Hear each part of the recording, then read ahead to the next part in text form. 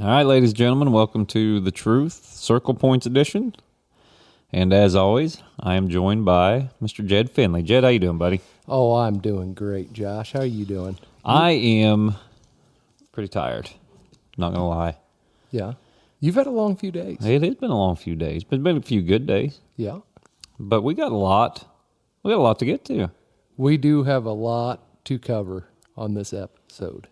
But first, let's see. I'm trying to think of where we want to go and start this. I think we need to start with the big news first. I think what we should do is give a shout out to Ben Bolden about last night taking a youth cast at the Bear Creek Classic. That was pretty amazing for a guy to step up that's been hunting all week, has a chance to win some pretty good money last night and sits out and takes a youth cast out, and judges and guides it. I mean, that's pretty awesome.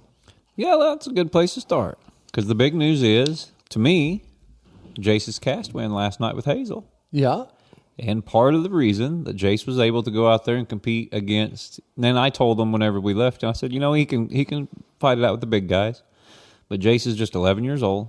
Yeah. He's not there yet. He's not to where, even physically, where he can keep up with guys. And I was worried about him drawing someone that's like an Elijah Ward or a Matt Barnes or one of them guys that are getting ready to win the Bear Creek if everything falls their way. And, they're competing and trying to be good. And here's this 11-year-old kid back there packing old Hazel. And, Hazel, it's not Hazel's fault that she's got an 11-year-old hunting her, That's right. So I was a little worried about it, but he was there ready to compete with the grown-ups. And Ben, man, kudos to Ben for getting that cast together. He had a couple 16-year-olds and I think a 12 or 13-year-old with him.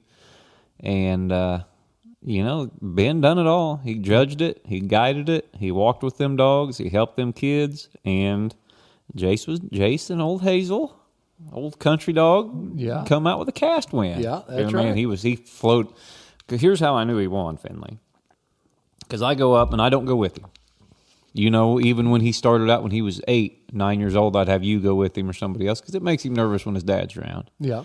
And it makes me frustrated when I've got this dog that is good or something and it's over there treed by itself and he's over there breaking sticks, ain't paying no attention. He don't even know if that's his dog or not, you know? So I get frustrated too. So I think it's a good idea for the parents to step back in those casts. I don't think the parents should walk along unless they have to help a kid or something like that. But, here's a little tip too. We're going to go out on a pro tip. If you're a parent and you've got a youth hunter, and you're in that cast with him and you're trying to, or her, and you're trying to help that kid, keep your mouth shut. Yep.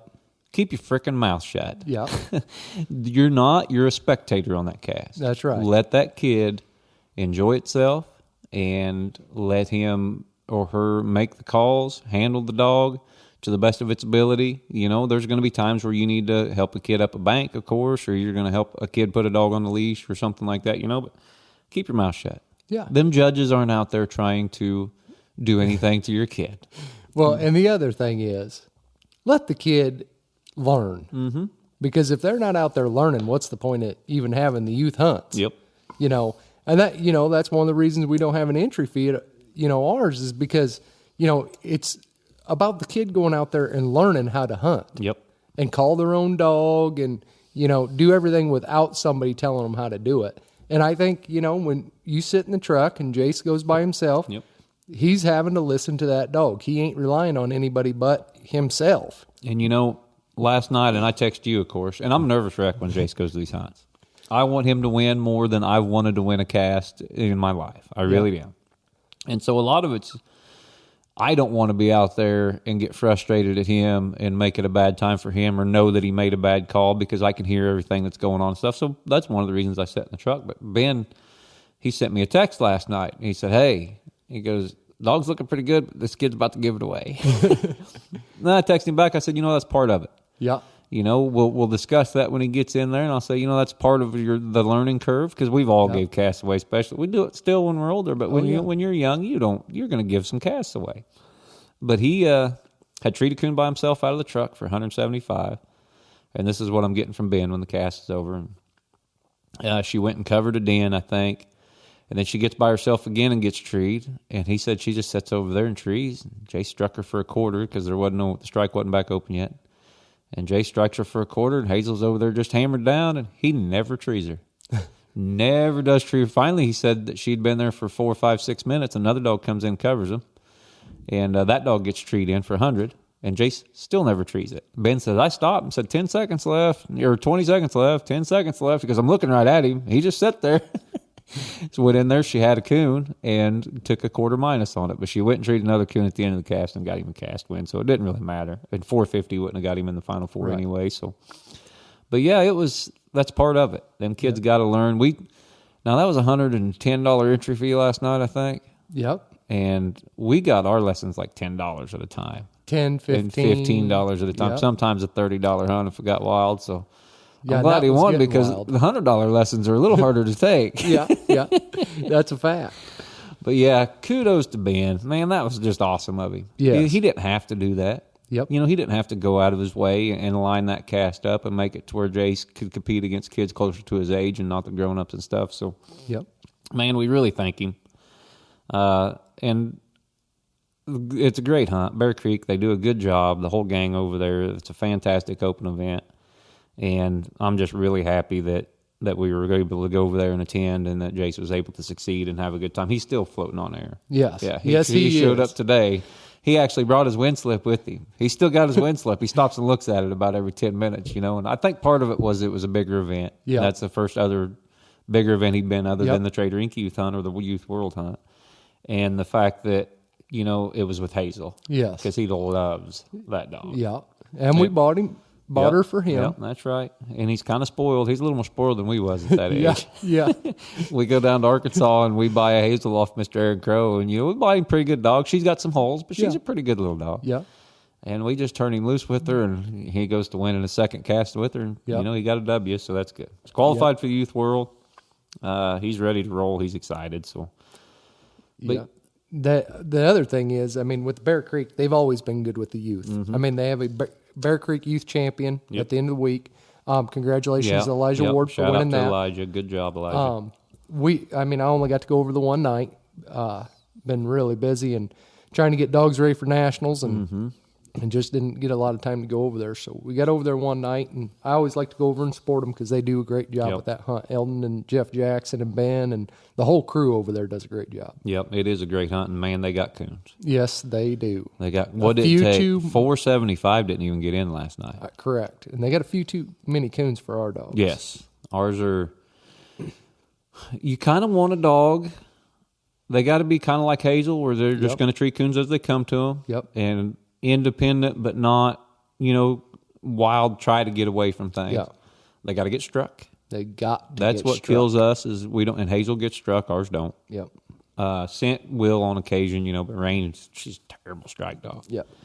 But that's also, Rain can tree a lot of coons in that country too. Oh, yeah, she can tree them fast over there, but Yeah. when you're trying to get in a Final Four. And it was all hour and a half cast last night, wasn't it? Yes. So 475 did not get in. They had 60-some dogs. 62 dogs. 16 casts, I think, is what they said they had. And it took 500, or I think it took 525. Yeah, I don't know. I just know the one cast was at 475. Josie was on the very right of the picture, and he had 5 1/4. Well, then that would have been the bubble dog. Yeah. So 525. Jeremy, my brother, got in with Josie last night with 525 on 4 coons. He said he treated. He got in 2 nights over there. Yeah, the only 2 nights he went over, I think. Yep. I think he only went 2 nights. So, yeah, it takes dog's got to want to treat a lot of coons quick. That's right. And a dog has got to ignore everything that goes on around them because you're going to have when you're treating coons that quick, you're going to have dogs close to you. Oh, absolutely. They just are. Yes. When there's there's that many coons, you're just going to have dogs close to you, and the dog can't react poorly to that because it's going to happen. Yes, it's going to happen. So Hazel went and covered a tree last night, and she don't cover much. Yeah. We've hunted her quite a bit, and she don't cover much, but hey, part of it. She did what she needed to do, and that's all that matters. That's right. And Jace got a CW, so that's all that matters. That's right. So we get down to Bear Creek, got nationals coming up.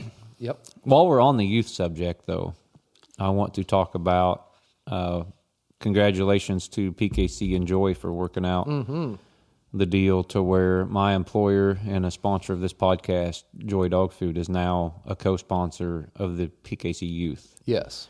And that's huge. yes. First of all, thank you. It makes me very proud as an employee it's something I encouraged, of course, because it's a big part of what we do. And thanks to Wade for stepping up. Thanks to everybody that works for Joy, Chip, Ryan, Ray Lynn, Sammy, everybody in the office, Skyler, they really put their minds together and we figured this out. And Roger Dale, now I have an inkling we may say some things that might be slightly ill towards Roger Dale at the end of this podcast. So I'm going to give you some credit right now. Roger Dale worked very hard on this deal. Yes, he did. Yeah, yes, he did. And thank you very much to RD for getting this done, because it's a trickier situation people understand. Yes, Purina is also a sponsor. Yep. And so to have 2 dog food sponsors is kind of tricky, and we had to work out a lot of contract stuff and everything like that. So thanks to Purina for working with us on that. Yep. Thanks to Roger Dale for kind of mediating between, us and Purina and all that stuff and making it work, because we just want to help. Joy just wants to help, and I'm super proud of the company, and they're going to be a big fixture in the youth like they have been. You know, when you think of what Joy did for the youth years ago and the fact that Wade bought the brand, brought it back, and went back to our roots and what we do and supporting Houndsman. Because what people don't understand about Wade is everybody knows that back in the day he coon hunted and he had good dogs, and he he made the finals of the hunt, world hunt and stuff like that. But Wade still loves coon dogs. Yeah. I mean, I put a video on the internet of son or something treat, and Wade's texting me right then, what dog's that? What's he like? Good mouth? What's he out of? And he's, he'll be telling me he's on a nice spring evening or something, he's, man, it won't be long. I bet you Wade has another dog here pretty quick. There wouldn't be nothing wrong with that. No, we need to get him back in the game. But no, Wade's a coon hunter at heart, and he loves coon hunters, and he loves the sport. And like I said, thank you to Joy. Thank you for PKC for working this out. And I think there's a lot of good things in store for the partnership. I think it's going to be huge for the youth. And it's going to be huge for PKC too. Yep. I mean, really, they are getting a great deal. Yep. Another sponsor, which helps them out. And we've complained about that in the past. Mm-hmm. They need to go out and get them, and they did here. Yep. So that's good. Yep. And big shout out to Joy for stepping up to the plate. I mean, that's a big commitment. Yep. Nope. So, those are our 2 major announcements. Yes. And, of course, Jason Hayes will come first, and then Joy Dog Food sponsoring the youth is second. But we got a lot of hunts coming up. Yes, we do. Nationals. You're getting dogs ready for Nationals. Yep. We got all kinds of stuff to do. Very busy doing that. Yeah. Let's backtrack a little bit, and let's actually do some circle point stuff. Okay. So I'm all about it. We've just got done. Did you listen to the last? So sometimes we do this, and you haven't even listened to them all. I'm a busy man, Josh. I know you listened to the one with me and Shorty. Yes. And did you listen to the one with me and Chris about the multipurpose dogs? No. I listened to the one. The next one after that was just listen. The Croson one. Yeah, that was before that. So you listened to Croson. Yeah. I'm to Croson. I haven't got any further in Croson. Let's talk about Croson. What did you think of that episode? I thought it was an excellent episode. I did not realize he'd been in the finals of Super Stakes so many times either. I knew he'd won it twice, but I didn't know he'd been in the finals. He's also in the final. I had a 2-time World Hunt finalist, but he was in it 3 times. Yeah, he's been in the finals. Yeah, because he won it with D. Yep. He got in the. I forgot about the finals he had with D in 18. Yeah, he got. Yeah, yeah, that's right. Because or 14. He won it. When did he win it? 18. I can't remember. I don't. Either way, he got in the finals twice with D, I think, and that blue tick female. Yep, and Hemi. Yes, and he got 4th with Hemi. Yep, and then 5 times in the finals of Super Stakes. Pretty impressive. That is impressive. But I had. And me and you have both known Ryan for a long time. Long time. We've drawn him. We've competed against him. We've probably argued with him in a cast a time or two. Maybe a time or two. And but Ryan is one of the most liked people in the sport. Mm-hmm. And to hear his background and where he come from and stuff, I just thought it was crazy. And me and you are kind of, it's different for us because we've been around it so much, and we don't see it from the outside. We only see it from the inside. So Ryan's just Ryan to us. Yeah.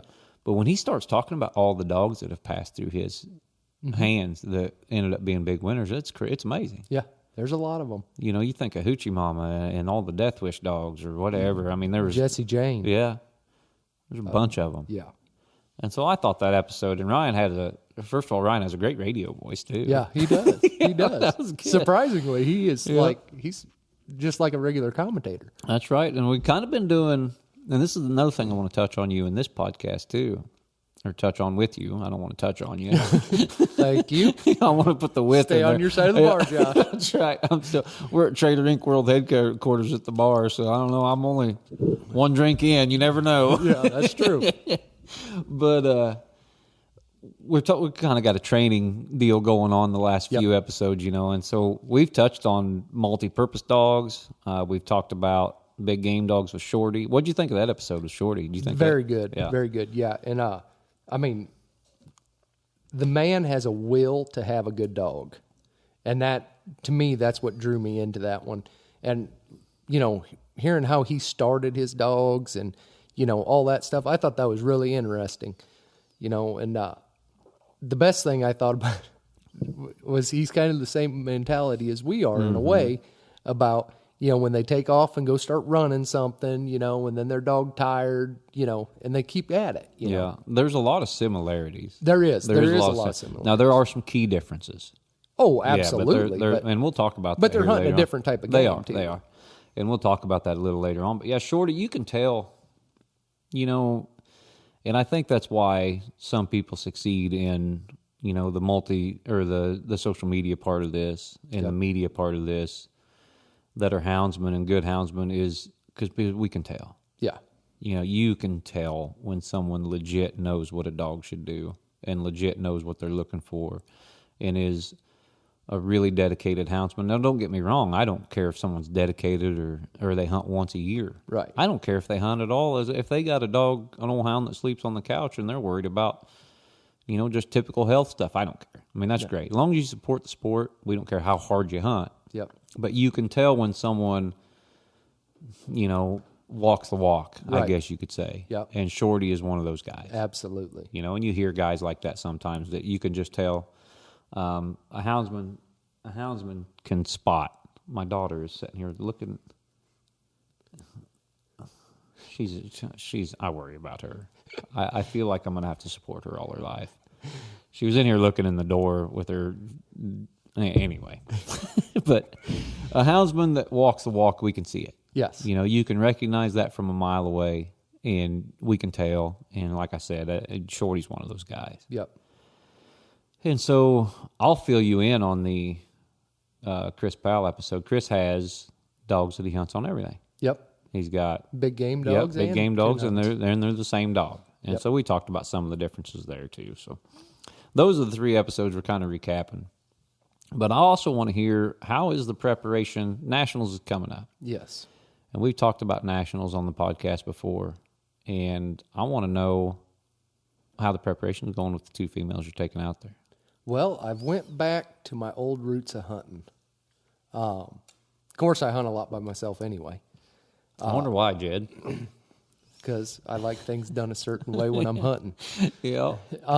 But the biggest thing is trying to get these dogs ready. I went back to the way I started getting dogs ready a long time ago, where I, hunt a lot of hours and then put dogs up and then get them back out. And, I kind of got away from that. I'd say a lot of it was laziness and time. I think the shock litter spoiled me. Made us lazy. Oh, yeah, it spoiled us. Because we had 4 of them, 5 of them, and then rain come in behind them too as well.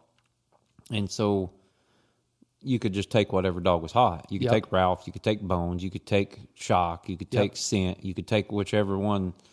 Whichever one that was looking good. And then and you could hunt them for a couple 2 weeks going into put the them hunt, back up, and then back up, and just switch out. Yep.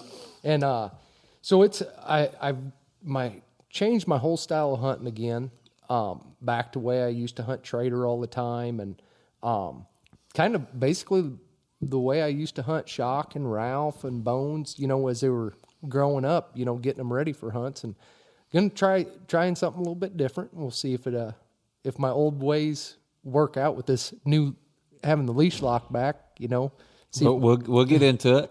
Don't start with the leash lock yet. That's going to be at the end of this episode. We'll see if it pans out. Nationals it's near and dear to me because obviously I want it with Trader, but I would love to win it with a pup out of him. Yeah. I mean, that would be the ultimate goal, to win it with the daddy, win it with, a pup out of him. That would be absolutely pretty cool. Nationals is, and I've said this before, probably the hardest hunt on the planet to win. Yeah, there's no junk there. Everything's a winner. Yes. To be at Nationals, you have to qualify and win. You got to win a lot of casts. Absolutely. Or you got to be a gold champion. Yep. So you have at least $10,000 won, or you're not even allowed to be there. Right. And so you're not drawing any junk. Nope. You figure pretty much every cast at Nationals is going to be about the same as a cast at a high-end Pro Classic. Well, I mean, just for example, you can have a cast at Nationals like the year I hunted Trader in it. Trader had the least amount of money won in that cast. In the semifinals, I had $1,000 bill, which was a world champion. I had Chick that Tracy Thompson was hunting. She just got off a truck win. Yeah. And then Jake, which he just won the Walker Breed race. And that was a good dog. Yes, and that was no easy. You're talking about Parsley's Jake. Yeah, yes. Parsley's Jake. Yeah. And I mean, you draw dogs like that, and then another round I had Jesse Jane. I mean, there's no easy cast at Nationals. You're going to draw world champions. You're going to draw national champions. And these dogs that ran around the state and won $1,000 in a month, or won $1,000. A lot of them will just win it quick. Yeah. And then they'll get their Nationals ticket, and then they'll focus on getting ready for Nationals. When you talk about how Jason Daugherty, when he got second at Nationals one year and then won at the next, that was when Nationals was in June or July, or it was hot. Yeah, and he said he started when he got home with X. He started working for 360 some days or whatever days later, just to get ready to win. He wanted to win Nationals. Yeah, and you're drawing guys like that. Yeah. That, Nationals ain't something where you're just like, well, I'll get them. It's something that's in the back of these handlers' minds the whole time. Right. And, so everybody's gearing towards winning Nationals, and it's probably the hardest. I mean, like I said, it's the freaking hardest hunt in the world to win. There's no easy cast. Yeah. Although, when you won it with Trader, you had one pretty easy cast. Yeah, that's when I drew cards. Yeah, that's right. Yeah, there's a storm rolling in, and I got lucky. Mark Hall was in the cast. I mean, and that's another one. Yep. Good female. Yep. Finalist world hunt, truck hunts, won a truck, And we were all sitting there and no big old storm rolling in. And I said, hey, boys, what do you think about drawing cards? They said, well, I don't know. And boy, when that lightning and thunder and wind came up and it started raining sideways. It was a bad storm. It was bad. They had tornadoes around and everything. And everybody's like, yeah, we'll draw cards. And I ended up getting in, drawing cards, got in the late round that night.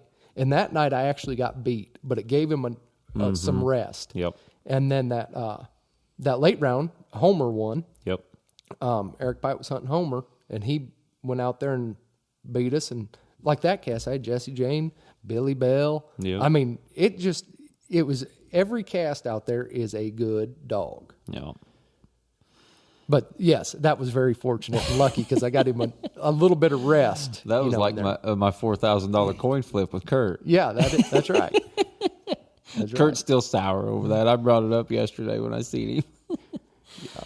So you're getting scent and rain ready for Nationals. Those are the two. Hey, you're taking Shock too. I'm taking Shock. I've been hunting the old boy, even though he's burned up and everything else. I've been doing a little work on him. Yeah. We need to stop working on Shock. I'm telling you, he's looking good. When you talk about getting those dogs ready, I remember back in the day because I had Dud's Dollar, you had Trader. Mm-hmm. And you had Bella then, but we didn't hunt very many females then. No. We weren't stuck with them like we are now. No. And I think I'm kind of changing my mind. I think you are too a little bit about it. But people don't realize how hard, like the year you won Nationals and the year Trader, and all them years that Trader advanced late into the world hunt, people didn't realize how hard you hunted that dog. Oh, absolutely not. I mean, we hunted, and it wasn't just I hunt 5 or 6 nights a week. Yeah, we hunted 5 or 6 nights a week. Yeah. But we also hunted until daylight. We also hunted late into the night, and you had one dog. Yeah. And sometimes I think we were hunting him too hard. Oh yeah, I do believe that I overhunted the dog. Yeah, and I remember that night that he got mad at you. I mean, Trader just plumb got mad at Jed. I mean, mad. And he'd had enough of Jed's bullshit, and we kept cutting him, and he would tree a slick about every 75 yards, and he would turn around and look at you when you walked into that tree, and he would bite you anytime you got anywhere near him. I mean, and Jed just kept cutting him and kept cutting him and kept cutting him, and he'd get bit and get cut, and these two fought around, and he finally went and treated a great big maple den. Yeah. And I don't know if it had a coon or if it would just happen to be a den tree, because that's where he decided he was going to bite you at next. And you went in there and you pet him up. Yeah. He said nothing else is working. He goes, I think it's slick, but we'll just pet him. It was a great big maple den. And the next night he was fine. He got over it. He went to treeing coons again, and you advanced pretty. What'd you get in top 6 that year? 12 or something in the world hunt? We got to the final, one cast away from being in the finals. Yeah, I remember you were just thinking, man, I don't know what I'm going to do. This dog's looking like this. And I said, Jed, I'll tell you what. I said, you take Trader out there and you line him up to 3 strange dogs 8 hours from the house, and that's when he shined. Yeah.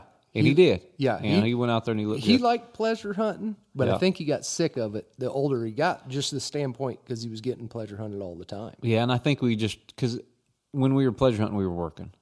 Oh, yeah. He was getting work in no matter all the time. I remember Duds and Dollar and Trader, which I was able to kind of rotate dogs. Yeah. But you didn't. You just had Trader. And some guys do that. Like Ryan impressed me about how he does that. Yeah. Because those dogs, but Ryan is good about he's a great talent scout. Yes. He's good about getting his kind of dog that he knows, I can hunt it this many nights. I can do this with it. I can do that with it. It seems like Ryan's really good at finding those right females. Right. And because he's got one dog. Mm-hmm. He's got Laura Leash. He lays in the house, and that's what he hunts. Yep. And we're not like that. No. I just came back from your kennels when I dropped your trailer off. We don't have one dog. No. Nope. Well, I think that was my biggest thing. Like when I was hunting Trader and stuff, is I realized I needed another dog. Yeah.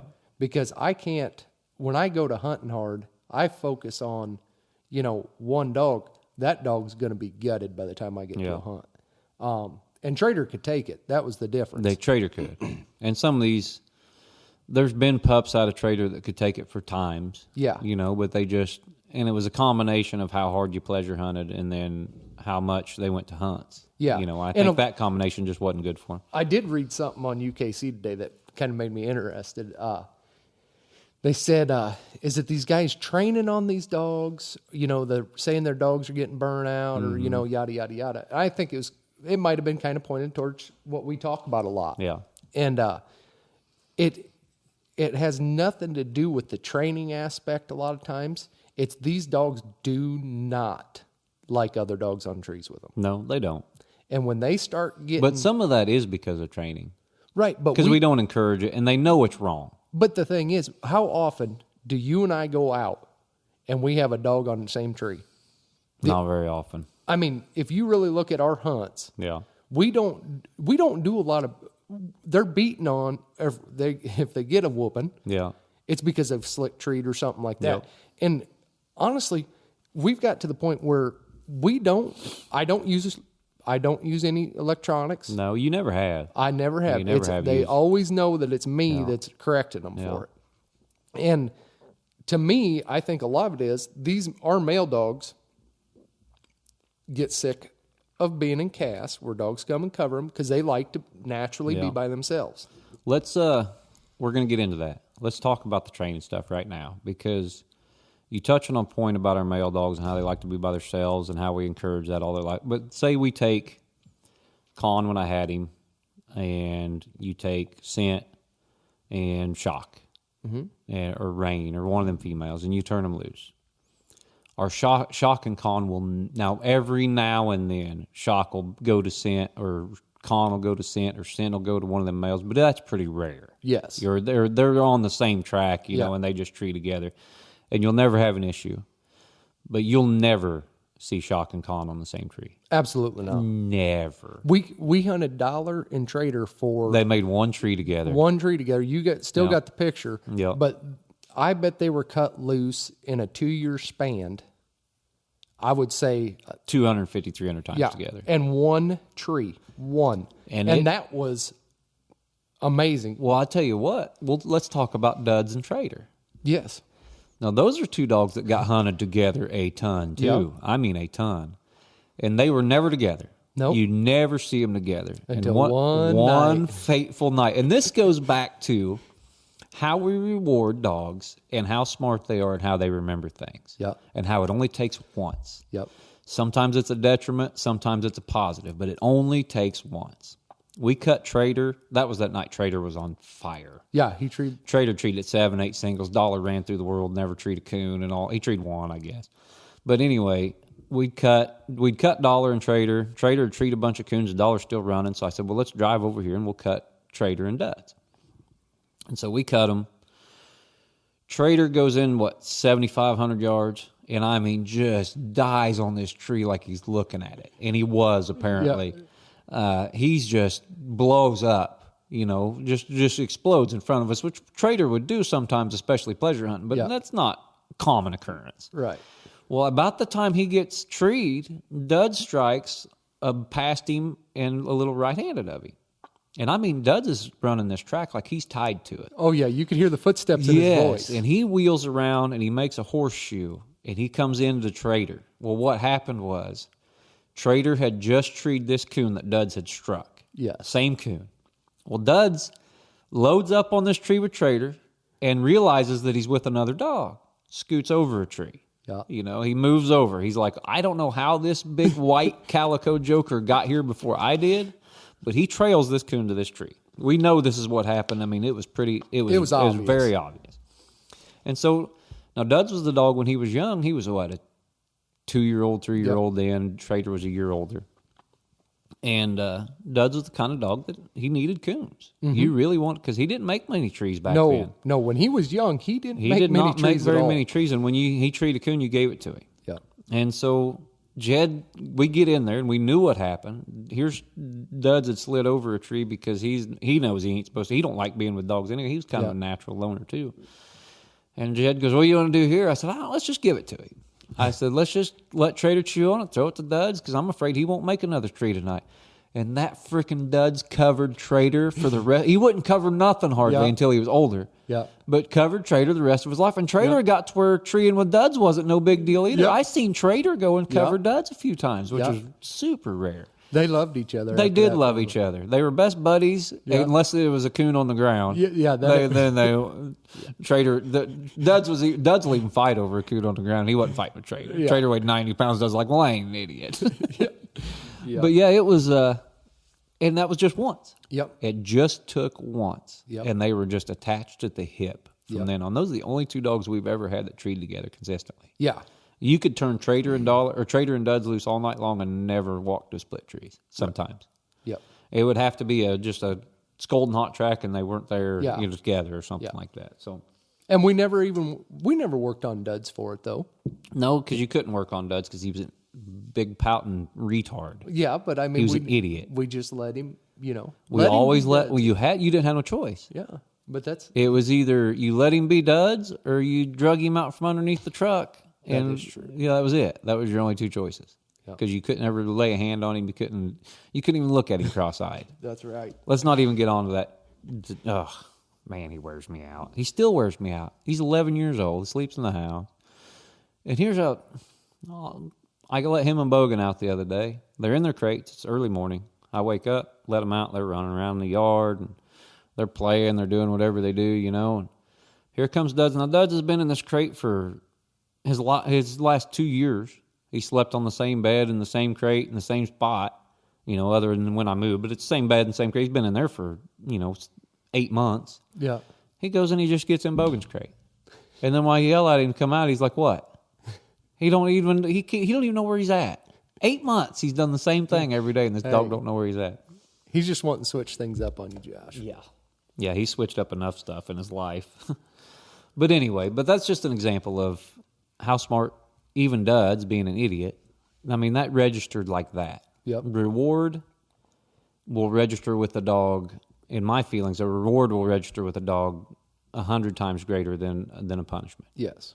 Now, don't get me wrong, we correct our dogs for things and we do things, but reward is where we get most of what our training is. Oh, absolutely. You look at, like, say Rain. Say you're getting Rain ready for nationals, and you're just hunting her scent and shock. She's with kennel mates, and that's different. You know, when they're hunting with kennel mates, it's different. Let's say you're rewarding a dog with a coon, which is how we usually reward dogs. We don't pet them up at trees very much or get crazy. Sometimes we will. It depends on the dog. I've started getting back to that. Yeah. I know you used to do it with Trader just because you get him all fired up. And Shock was fun to pet up at a tree. Yeah. But, you know, you're rewarding dogs for things, but, like, we don't do it all the time. No. You know, they have to do everything pretty perfect, you know, before you reward them. If they hit an old bad track and work it in there and get treat on it, you know, I don't like rewarding a dog for that right now. Because our coons are moving, right now our coons are moving really good. So my perspective is you got to move around better, you know, in these hunts, you got to move around really good to get as many coons treat as possible. So therefore, right now, this time of year, I don't reward them for an old, nasty track that they pick up and, you know, work in their 900 to a half. I mean, they need to be hunting these edges, you know, where these coons are out in these fields feeding. The sows are getting ready to get late, you know, start going up with kits, and they're putting on a little extra weight right now. So, I mean, hunting these fields, you know, the dogs don't need to be in the big timber. They need to figure out they need to be on the edges. And I think repetition helps with that. But giving them a reward on coons where they're treating them in the right spots. Them dogs remember where they've been treating coons, and in my belief, because you can take scent, for example, and if she trees one on the edge and then goes in the timber and you don't give her that coon that she's in the timber with, she's going right back that edge and she won't get in the timber the rest of the night. Because Scent's the kind of dog that we'll put her, she'll straddle a track and run it until she trees it. Yep. I mean, she's not like she can. Yeah. I mean, but we don't want her to. Yeah, we want her to be straight ambush because that's where she's at her best. Because she's a pretty decent strike dog, unlike Rain. Yep. So you want to reward her for the right coon. Yep. And then Rain, I mean, when I'm rotating them throughout the night, you figure out when them coons are moving, where they're moving at, you know, and then what kind of coons they should be treating at that time of night anyway. There's a lot of times where I'll be sitting there and be hunting scent for an hour and a half where I make 1 or 2 trees is all. Then I'll pull Rain out and hunt her basically in the same area, and she'll tree 4 or 5 because they're Rain style of coons. They're laid up, they've been up, you know, and she can pick that track apart a little bit better, you know, and that's what I want her doing is, you know, going through there with her nose up in the air and getting it done. When you talk about strengths, I've talked about strengths and weaknesses before. Scent's strengths are she's going to tree you 2 or 3 coons and she's not going to make any mistakes. Yep. Where Rain will take some chances. Yep. It ain't like she trees a bunch of slicks. She's a real accurate dog. Yep. But when you're laying coons up, you're going to tree some dens. You know, you're going to have some circle points over here, and you're going to miss on occasion. She don't miss very often, but you're going to miss on occasion too. Absolutely. Scent's not going to draw much minus. No. Very rarely does Scent draw any minus. So, you know, it's kind of 6 of one, half of the other, and that's why in these pro classics we only take them to certain places. Correct. You know, we'll go down here where Scent's good and we'll hunt Scent, or we'll go over here where Rain's good and we'll hunt Rain. Yep. Because I mean, they asked me, I think on that other podcast, they asked me, you know, what are you looking for in a dog? And I always said, well, I just want a dog to use its abilities the best they can. Yes. And we have to recognize as handlers what these dogs' abilities are. Right. Now, Trader, let's talk about Trader, for instance. Now, Trader could treat a fire out of coons sometimes. Trader would just go on a streak where he'd rack up 4 or 5 coons an hour, you know, and he would just be popping them like squirrels. Nobody's seen that when he was hunting in a hunt. No, because he wanted to be away from the dogs. Yes. And so, you know, there's a prime example. We were down in Texas one night, and Trader sat in. We cut loose. All the dogs ran out of there running some hogs and stuff. He treed a coon 100 yards from us, and he didn't move from that spot for over 7 minutes until them dogs got out of hearing, and then he located and started treeing. I mean, that was just his style. He didn't want... He wasn't a very sociable dog towards people anyway. Yeah. You know, so... Tell him about the time that he lost it in the motel room. I got to go up here and get me another drink. I want to hear the story about. Now, people who don't know Trader was what, 90 pounds? Yeah, 88 pounds in good hunting shape. Yeah, and that's when he was in good hunting shape. Yep. Lay him up for a little bit, he's 95 pounds. Yeah, and so and tall like a freaking Great Dane. Yeah, blue-eyed, all white, crazy looking. The dog would probably do some damage if he was mad. So tell him about the time in the motel that Trader Trader lost his shit.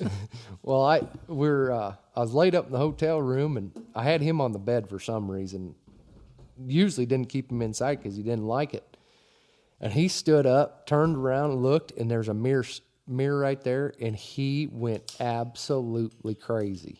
And I couldn't even get him calmed down. I thought he was going to bite me.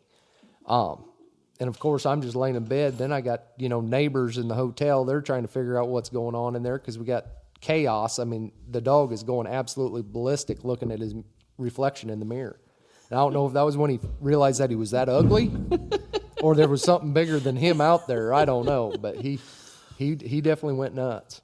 I would have liked, because Trader was loud. Yes. Trader had he sounded loud close to him. Yeah. He did, but man, you could hear that dog forever. And it was a kind of a baritone, deeper ball mouth, on the ground, and he had a kind of what I would call a long chop on a tree, but you could hear that dog. That dog was loud. To have him growling and barking and fighting you in a motel, I bet inside that enclosed space it was very loud. It was pretty loud. I felt sorry for the neighbors at 6, 7 o'clock in the morning whenever it happened. But it was a mess. One thing I do want to, because I hadn't got to hear the Heath Hyatt episode about aggression, and I listened to that on the way home, and he was talking about aggression, and I've talked about other people and stuff like that, and tree habits with big game dogs and stuff like that. Now, you've big game hunted a lot on bears and lions and stuff, and those dogs have to have great tree habits. Oh, absolutely. They have to be very sociable, very, they can't be ill in any way or rough in any way. And frankly, we don't care about any of that. No. Not with ours. Nope. I'm not going to say Con wasn't rough. He would blow a lot, and if something really wanted to stay, and Con usually would start a fight, and then if something really wanted to stay and fight, he'd just peel out and leave. He was kind of a wuss. Duds had zero aggression, other than over a dead coon. Anything could push on Duds. Now, Duds wouldn't leave, but he would stay. Maze was one of those kind of dogs, too, where you could push on him. But we just, like Rain Jack's tree pretty bad. Con blows real bad. He's pretty nippy. Dollar would fight and was really good at it. Yes, very good at it. Trader, you wasn't pushing Trader around either. Bella was one of the ones that was, if she actually wanted to be ill, she had done a lot of damage. That's a big female, but she would stay and she would be a little rough. And, because Dempsey's not pleasant to tree with, because he jacked a tree real bad and would fight. Yeah, and he was, and everybody can say what they want about Dempsey, but that dog had talent on fighting. Yeah, he did. He could fight. He'd get it done quick. But that doesn't bother us. No. Because, and I know this sounds bad for people that an ill dog is the end of the world, but the people we hunt against don't care either. No. If we have a dog that covers and fights, we won't have it. Oh, absolutely. No, they absolutely can't go into a tree and fight. I mean, that is as big a no-no, and we will absolutely either stop that or we will quit hunting that dog. Yep. You can't have it. But you turn loose at a $6,500 entry fee hunt, those dogs aren't together. No. They never, very rarely. All summer, I think I had dogs on the same tree 2 or 3 times. Right. And so it's not a big deal for us. So we don't have to train against it.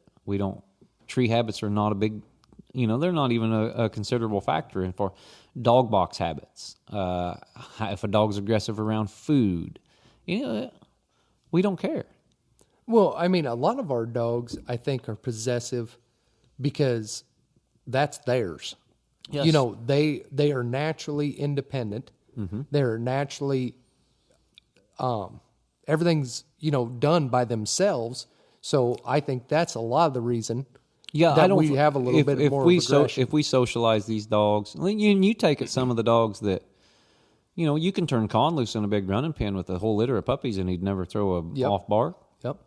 He just knows and how he's been trained and how we brought him up, and they're going to be possessive over trees. They're going to be possessive over caught game. They're going to be possessive over the dog box. Yep. Because they know that we don't like other dogs around them, and they just kind of key in on that and they focus on that and say, just getting out of the dog box and you got your dog on a leash and everything's getting ready to get turned loose and everything's sniffing butts and everything. We don't even allow that. No. You pull your dogs away, you tell them no. Yeah. You're not even allowed to smell that dog or be near that dog, or that's a no-no. Yeah. And the worst thing that can happen is you fall in love with a female. If we're hunting one of these males, you fall in love with the female. Right. Dollar was bad about that. Yep. He would fall in love one night, and next thing you know, he's with this female, and my luck was the female was never any good. And so he would go back these slicks or do something stupid, and so you run into that trouble. So we always try to nip that stuff in the bud. Yeah. So aggression's, it's taught, by us sometimes, but, big deal. But big game hunters, I understand their point of view because they want multiple dogs on the same tree. And I've noticed big game hunting, you're not running into the problem with dogs being straight up on that tree though either. Yeah. I mean, they do more of that circle in the tree. You might have one or two that's, up on the tree, but most of them are circling that tree because they're keeping an eye on that game. And see, the thing is they can see it. Yes. That makes a big difference. So they can focus on the prey. Right. Where ours don't. Ours are only focused on, they don't know what, some of them don't know what's up there, but they think a coon's up there, but they don't see it, Right. They're trained by scent only, most of the time. Yep. And so their focus is, this is mine. I'm bellied up. I'm a hard tree dog, and I'm not moving from here because I did this. And just like you said, they have something else to focus on. Yeah. I haven't seen a big game dog yet that does not watch that game, because they're waiting. A lot of the times, them lions will jump out. Yeah. And if you don't have them watch them jump out, you don't get on that track as fast, and then they're on down the mountain or up the mountain or wherever. And they're obviously going to look at it. Absolutely. 99 out of 100 trees, they're going to see it pretty clearly. Oh yeah. They got something to focus on besides that other stuff going on. You around get a them. big old pine or something, Yeah. They can lose it up in there, but not very often. And so there's other things that the big game dogs do. They're riding in a box together all the time. Absolutely. There'll be 3 on each side. We never do that. If we're going to a longer hunt, say we're going down the Lone Star, we'll double dogs up every now and then. And we know who goes together and who don't. Yes, you couldn't ride Con and Shock ain't going to go in the same box together. Nope. You keep the females on one side a lot of times because you don't want a male and female in the same box because that's going to create a problem whenever you get down to the hunt. And so, you kind of know your dog and know what you're doing. But them guys are stacking, 6, 8 dogs. Absolutely. There'll be 4 on each. They got huge dog boxes that cover the whole side of their truck. They're all comfortable, and they're stacking dogs in on each other. They're socialized differently. Oh, the whole way up. Yeah. And they start that as a puppy. Yep. They're with the pack all the time. And so, like I told Shorty, we have to reinforce all that independence throughout their whole career. We still, Dud's just now, even when he covers now, if I hunt him the one time a year I hunt him, I still get mad about it. Yeah. It kind of ruins their night. But as they get older, we kind of slack off on what they can do and what they're allowed to do. But it also, one thing I try to tell people is that independence and all that stuff, that's so easy to take out of them. Oh, absolutely it is. Dud's prime example. Exactly. This was a dog, I remember when we were hunting him with Glory, when me and Ralston first started him, he never, because she would follow him around like crazy, and she was a quicker locating dog, and she would just tree his coon. And he'd keep rolling on and find another coon. Yep. And so, he was a natural owner, Colin was a natural owner, but the minute we quit enforcing that, or the minute we reward him one time like we did with Duds, it's all gone. Oh, you can bring it all right back. Yeah. It's not hard to take independence out of a dog. Well, they're naturally a pack animal. Exactly. Even a naturally dead loner. Say Trader's 5, and you go turn a dog loose and let it get treed, and you lead him in there and shoot that coon out, get him treed on the tree and shoot that coon out and let him have it 2 or 3 times, that's it. Yeah. He don't mind treeing with nothing. No. It's not hard to take out of a dog. It's very hard to keep, and it's very hard to put in a dog that doesn't have a natural tendency. Yes. And that's one of the things that we've had a lot of good coon dogs. And I think that's great way to put it is the natural tendency. Yeah, they're not naturally independent, like we always say. It's a tendency that they have. Yeah, they have a natural, and you can see that when they're a baby puppy. Say you turn a 8-9 month old pup loose, and another old dog gets struck, and this dog's still over here. Yep. Or it's leaving. It's not just attached to that dog at the hip. It's leaving over here, and it's leaving that dog 75, 80 yards. Yep. Or there's a dog that's really excited barking, and this dog's still focused on a leash over here at something he hears in the weeds. Yep. Those are natural tendencies. Yeah. Now, that dog's probably not a dead loner. You know, that dog, you could probably turn it loose with 3 or 4 dogs and it runs and retrieves with them. That's fine. But we just encourage, they have to have, some dogs don't have that. Right. You know, some dogs, I'm trying to think, Stats, prime example. Maze was another one. Yep. No natural tendencies whatsoever as far as being alone. Yep. When you turned Stats with a dog, he was attached to that dog from the time you cut it loose, and he was focused on what that dog was doing from the time you cut it loose till the time you put it back in the dog box. Yep. And those kind of dogs we don't keep. Yep. Because, and just like Stats went down to a guy that pack hunted his dogs. Yep. And he loved him. Died of old age, or I think he got hit by a car when he was like 8 or 9. But he loved that dog. I hated his guts. Yep. Because you couldn't get him away from nothing. Boy, he was one we wanted to keep too because of his looks. Black, coal black head, all black, one black leg, and loud. He was sharp. Man, he was loud. Ball mouth tree dog too, but one of those ones that he was so loud when he went to tree and he'd cover everything up around him. But I don't know. I think I've seen guys like Robert who would take a dog that covered, you know, as a young dog, and would just hunt them, and they would get out of it when they're 3 or 4 years old. We can't wait till they're 3 or 4 years old. We don't have that timing. No. Super stakes, you know, they're 14, 15, 16 months old at super stakes. They got to be alone by then. Yeah. And that's a pretty high bar to set. Yeah. But everybody else does it. Yes. I mean, you can go turn loose at sophomore super stakes and have a cast of baby puppies that are a year old and never make a tree together. I mean, we've had shootouts before in the 1-year-old super stakes where the dogs weren't together. Baby stakes is even getting to that now. Yeah, baby stakes is getting tougher. Yeah, well, they're scoring 375. Remember back in the day, 10, 15 years ago, if you had a dog treat one coon. Yeah, 200, you were in. Done Guaranteed. Deal. Baby stakes, champ. Yep. But now these dogs are putting up like 350, 400 sometimes, and they'll be, you know, they won't make a tree together. Right. And they're young. And so we've come a long ways with that too. There's just a lot of differences. Yes, there is. There's a lot of differences in, you know, every style of hunting, and it suits whoever's hunting them. And that's one thing. I don't care. You and I have a different opinion on dogs a lot of times. Yeah.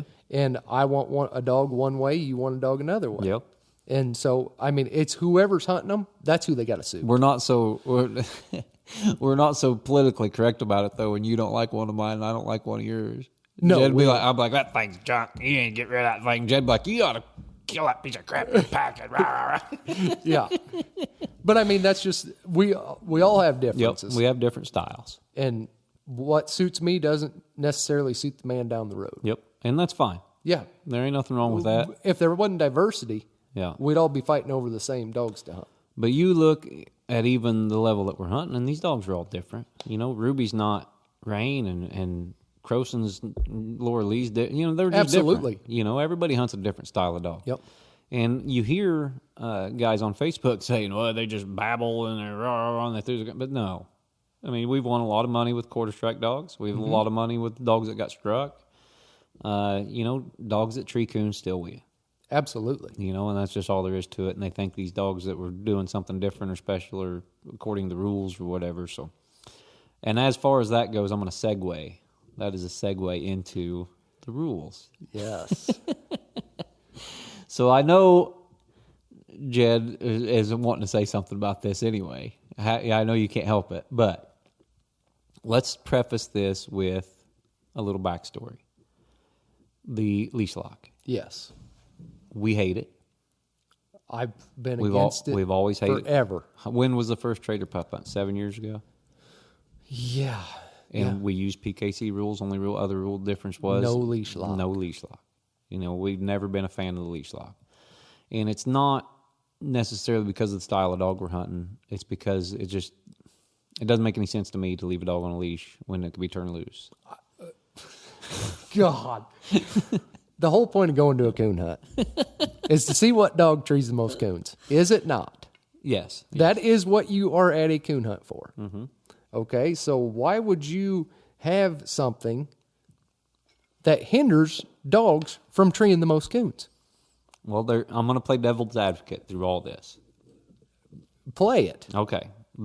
You can play it all you want. One of the reasons was, here's some of the reasoning.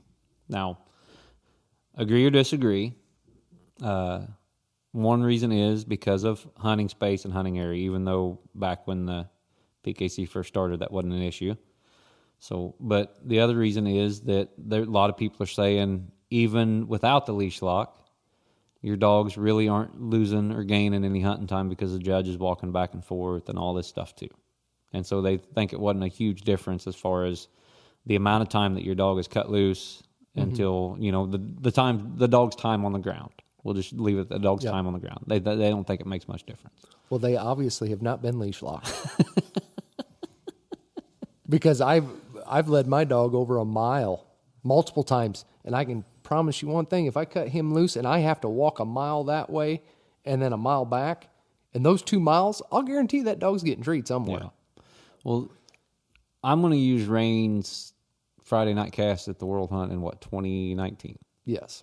And I was on the leash for 48 minutes. Yep. And you guys were treeing coons like crazy. Popcorn. It just takes one dog to gum up the works. Yep. And so we cut loose in a hot spot. I mean, an absolute hot spot. Rain gets struck for 100, treed for 100. 2 other dogs right behind her on a scalding track. I can't even blame them for covering because it was so hot. Well, during all this, I mean, this is in 4 or 5 minutes, and these dogs are 300 yards, bang.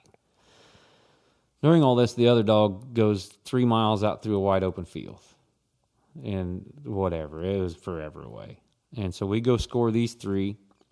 As we're walking our minute, this dog gets treed in there at 1.12 or something like that. He allows us to cut, and nobody asked him for a call, while we were walking our minute. As soon as we walk our minute, strike him and tree him for 200. Off we go. That was my handler doing a good job right there. No, that wasn't me. No, I was 200 on the first coon. Right, but you should have asked for a call to get him. I didn't hear it. If I'd have heard it, I'd have asked. But we cut loose. Good cover up. Yeah, we cut loose. We go walking to this dog. Well, as we go walking to this dog, these other 2 dogs get treed. And Rain's still not even struck. I mean, we get turned loose, and they're bang, bang. They're both treed, struck and treed. So we go score this dog at a mile. We get back into walking distance within Rain. I can hear her now. So I strike and treat her. She's 300 or 400 yards past these other 2. We go score the second dog to tree. We go score the third dog to tree. They both get recut. Well, this other dog that was 2 miles is now still 2 miles. These other 2 get recut. We're walking to Rain. They both got coons too. We're walking to Rain's second coon. Rain is all across a very deep ditch, and or very deep creek. We can't get to her. And so we spend another 7 or 8 minutes trying to find a log to cross. I finally get across this log. Dale Huff Sr. was my judge. I finally get across this log. I get Rain scored, and I can hear these other 2 dogs that we've already recut. They're treed, and this dog that's deep is treed. And these dogs are forever apart. One of them's already treed in. The other 2 are not. So I'm doing my best to get Dale up there and get this tree scored, because I know if I don't get Rain cut loose, I'm not going to get her. I'm going to be leash locked. I'm screwed. Now, you keep this in mind. She treed a coon out of the pickup. 10 minutes later, 12 minutes later, she trees another coon about 600 yards from where I cut her. That's it. That's all this dog's been able to do all night. Yeah. We get to her.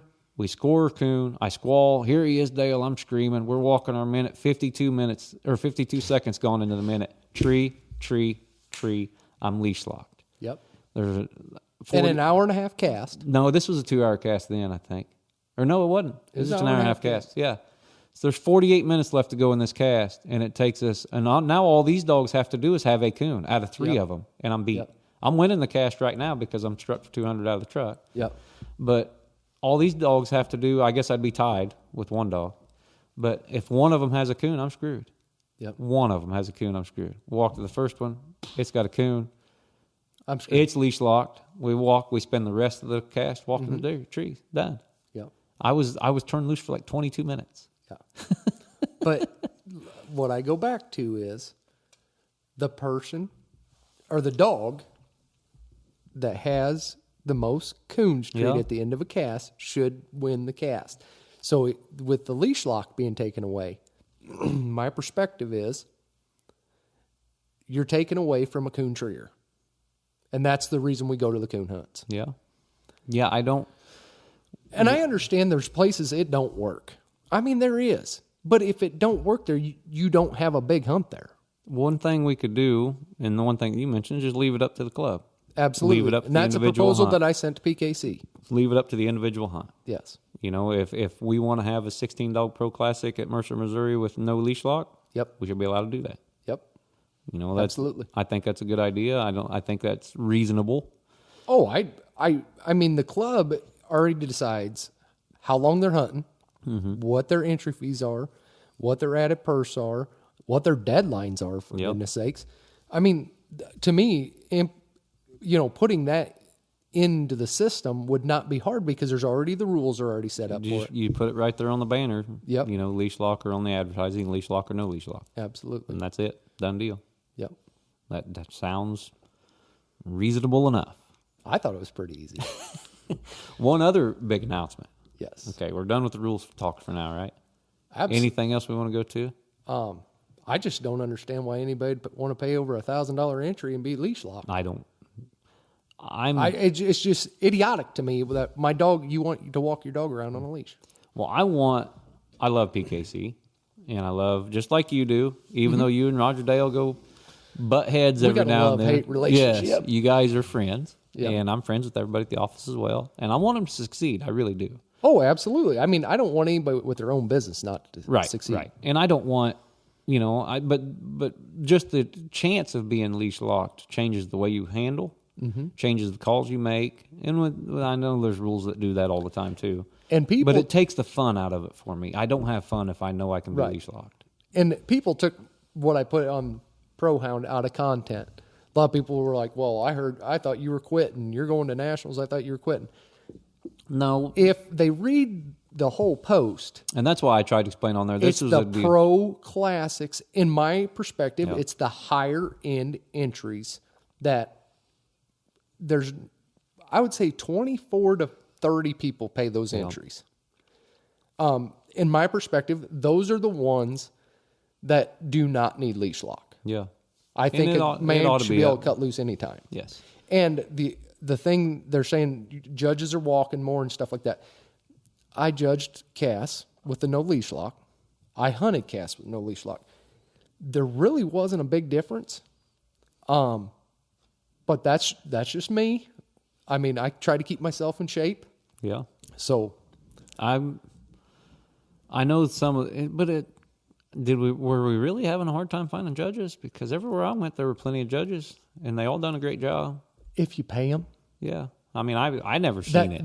That's the biggest But deal. I may be not looking. I may not be looking, but I never seen it. Right. And so anyway, I'm done with that because my blood pressure's already getting high. Well, what else was I going to talk about? I was going to talk about something else. Oh, I think we need to give another shout out to Pro Sport. That's what I was just getting ready to talk about. Yes, we are Great minds think alike. There we go. When we're on the same page, that's spooky. So do idiots, they say. Yeah.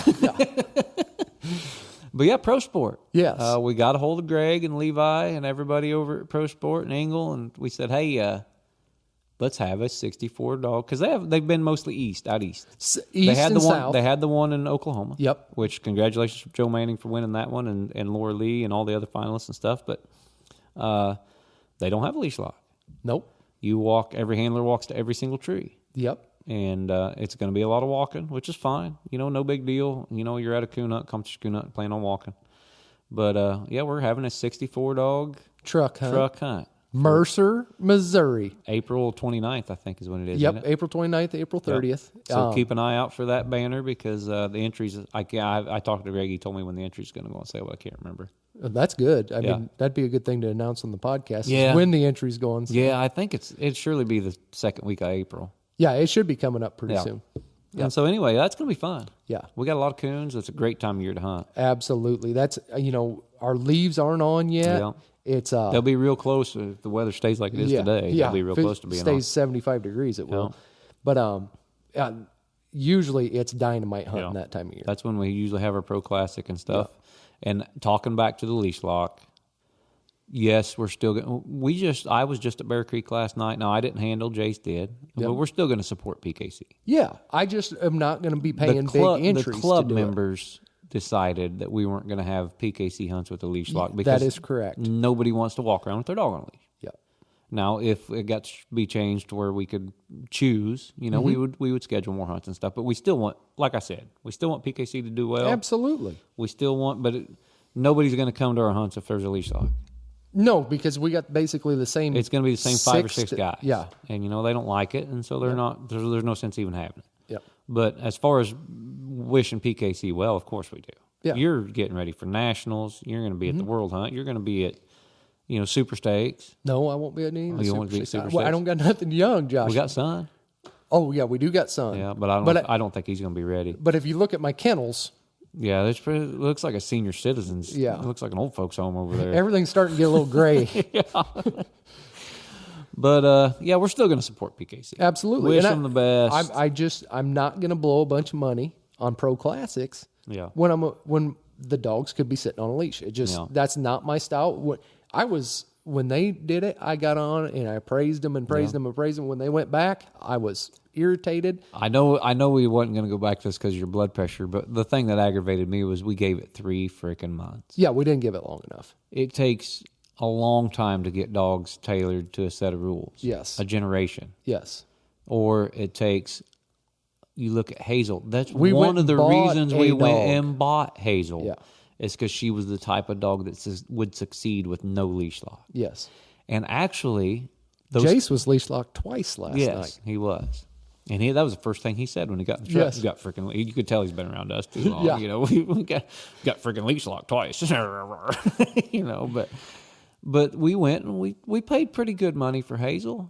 For an older female and stuff because she was a style of dog that we thought we could win with no leash lock. Absolutely. And a leash lock's not going to be beneficial towards her. No, 0. And the dogs that are more pleasurable to hunt, like Hazel, are the ones that would be more successful without a leash lock, I think. Now, those dogs that fly through the country and tree coons quick are still going to win. Right, but I think it would change the style of dog. For the better. Yes. For the better. Style of dog everybody was taking to the hunts. Yeah. And I believe it would have tightened our dogs up on their mouths. Yeah. Because you're looking for something to go in there and tree a coon as it comes to it. Yeah. Not let's get in there a mile, let's tree a coon and then get recut. And one thing that we're guilty of, and me and you are the same way, is we tend to forget about the guys that are only hunting a couple local clubs there by their house for $30 6 or 7 times a year. Yep. And those guys are just as important as me and you. Yep. Those guys, they're actually more important. They are, because that's the backbone of PKC. And so those guys in a $30 hunt in an hour, if I've got something that rattles its full head off from the time I cut it until the time it gets treed and floats in through there a mile and trees a coon and makes everybody miserable, you can't beat them. Right. They're hard to beat in an hour. Now you can, but you got to have a really special dog to beat that kind. Yep. And those are the kind of dogs that are dominating the hour hunts. Yep.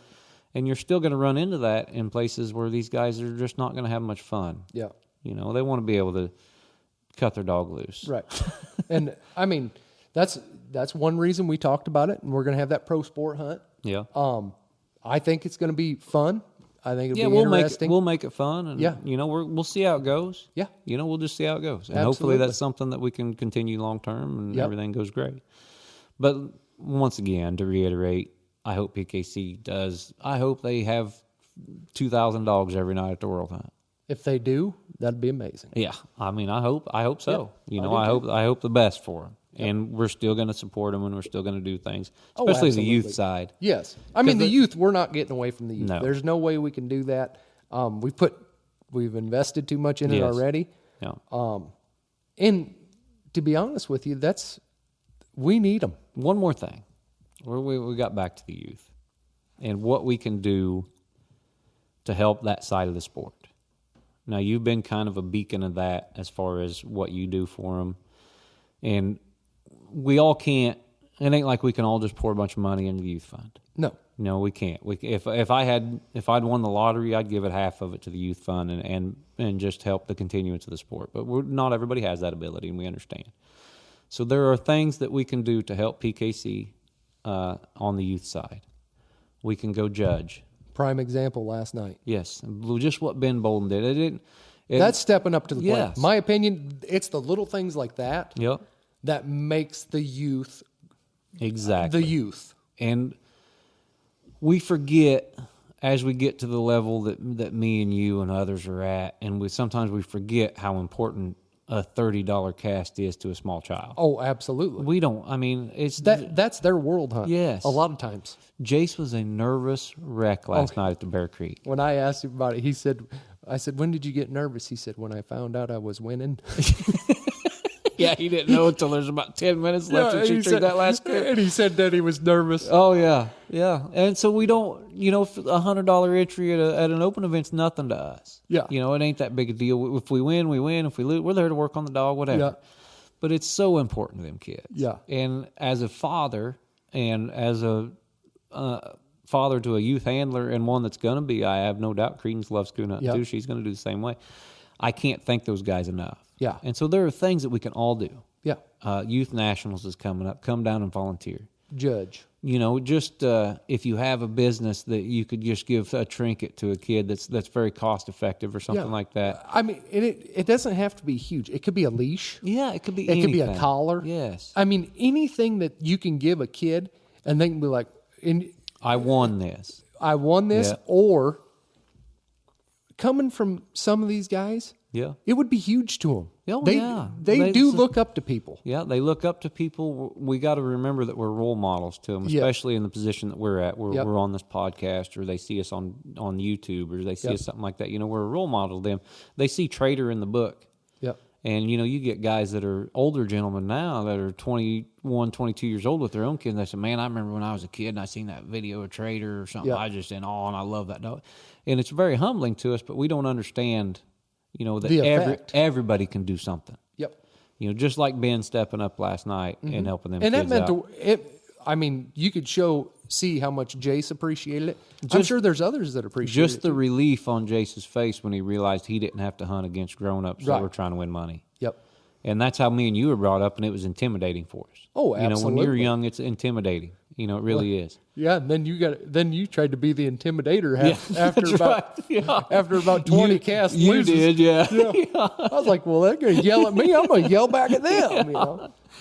And so what people can do to help is, and yes, the people that are able, donate to the youth fund. Yep. Write them a check. Yep. Because Chris and PKC and the gang, they do a fantastic job. And they got two separate accounts now. Yes, it's not so going... it's going straight to the youth. Yes. It's not going into some slush fund to where, they're using it for something else. It's going just for youth events. Yep. And so if you can do that, do it. And I don't think... There's some people in our sport that have that ability that don't do that, and I think they should. And there's people that don't have that ability that do way more. Yep. There's people that are, they're strapped for cash and they're there at every hunt and they're helping the best they can. Absolutely. And that's amazing.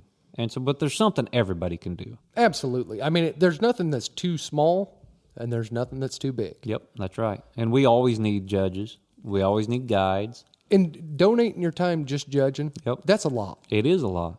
So, I mean, people don't realize how far that goes with these kids.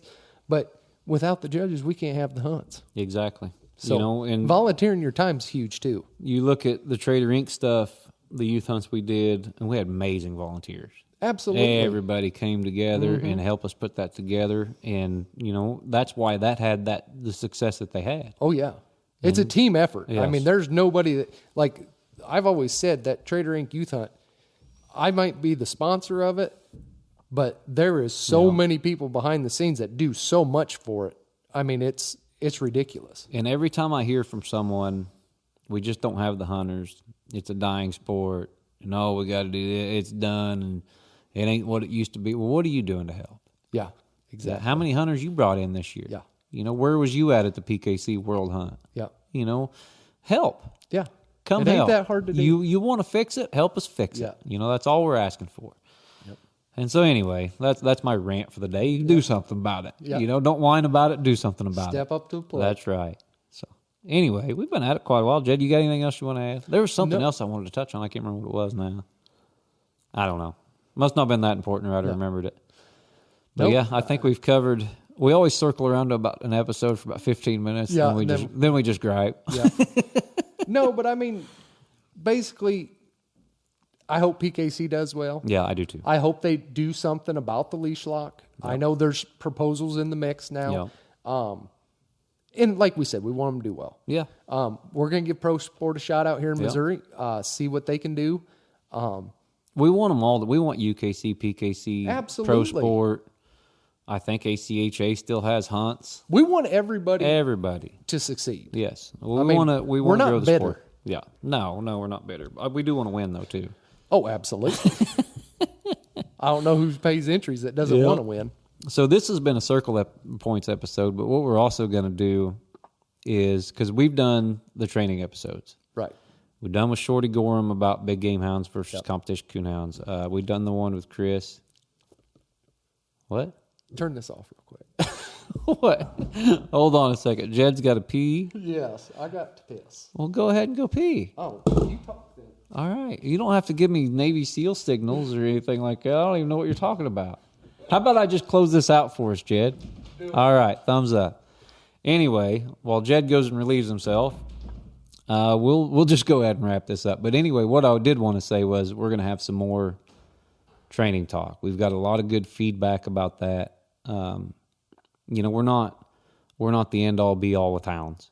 We're not know-it-alls, and we don't want to come out that way, but we've had some success, and we just want to share with the listeners how we've had that success and what we've done. And there's so many facets and different parts of this sport that we want to highlight them all.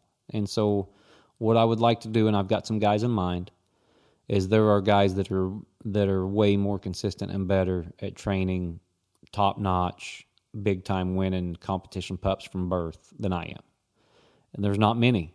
There's not many of those guys that can do that. And we want to get those guys on. I've got one particular in mind. And so we're going to try to do an episode with him. And then we also want to talk about these guys because you get a lot of grief. Well, he didn't start that dog. He just bought it. He didn't start. It's hard to keep a dog right long-term to win at these bigger events. It's very hard. And some of these guys are really good at it. And so we want to get one of those guys on too. I've also got a guy in mind like that. So that's what we got coming up on The Truth. We're going to get some more good houndsmen in. We're going to get some more good interviews. We're going to do our Circle Points episodes. We're going to do our training talk episodes. And we're going to enjoy ourselves. So, thanks for listening to this portion of The Truth on the Houndsman XP Podcast Network. And we really appreciate it. We're going to try to keep this content coming. And hope you all keep listening. Thanks. Thanks, Josh and Jed. And that wraps up another edition of The Truth on the Houndsman XP Podcast Network. Hey, don't forget to check out Dogs Are Treed. Dogs Are Treed is offering you the highest quality gear in the industry. I've talked about it over and over. I'm going to keep talking about it because I believe in what they're doing. Their tie-outs, their leashes, all that stuff is engineered, manufactured. Manufacturing's a loose term because Kevin Hall makes each one of these individually to your order. You can get color-coordinated tie-outs, but once you have one of these tie-outs in your hand and you see the quality with the shrink wrap and the thimbles and different things in the loop ends, you're going to know that you're holding a piece of high-quality gear in your hands. Check all that out, plus paws are protected, their leashes, dogs are hydrated, all that at dogsartreed.com. Enter the promo code HXP 20% off at checkout. Get your entire order for 20% off.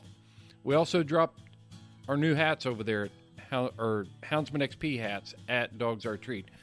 Also, check out Rough Cut Company. Rough Cut Company is taking your photos, digital images, they upload them, and then they digitally print, burn that. I've got a Yog Terrier going nuts in the back. They digitally laser engrave those into native hardwood. They're beautiful. You're going to love it. Make sure you're checking that out and capture those moments in your life that you want keepsakes forever. Nice pieces. You'll be proud to display that in your home. Check out Rough Cut Company at roughcutcompany.com. And at checkout, enter the promo code HXP 10% off. And yep, you get a discount. Check them out.